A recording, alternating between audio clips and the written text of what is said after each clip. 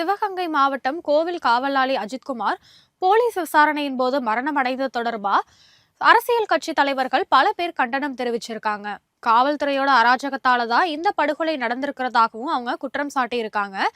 இது தொடர்பா அதிமுக பொதுச் செயலாளர் எடப்பாடி பழனிசாமி வெளியிட்டுள்ள அறிக்கையில இந்த படுகொலை வழக்கை சிபிஐக்கு மாற்றணும் அப்படின்னும், காவல்துறைக்கு பொறுப்பான முதல்வர் ஸ்டாலின் இந்த சம்பவத்துக்கு முழு பொறுப்பேற்றுக்கிட்டு பதிலளிக்கணும் அப்படின்னு வலியுறுத்தி இருக்காரு.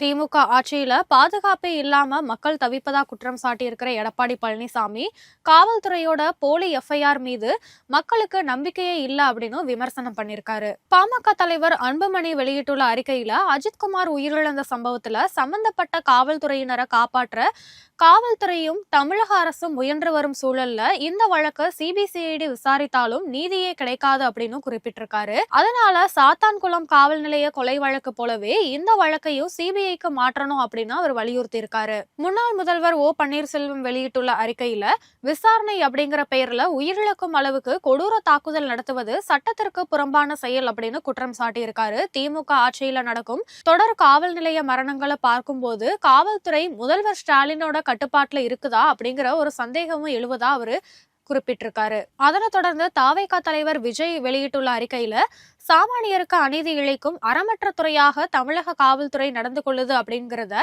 இந்த சம்பவம் வெளிச்சம் போட்டு காட்டுறதாகவும் குற்றம் சாட்டியிருக்காரு.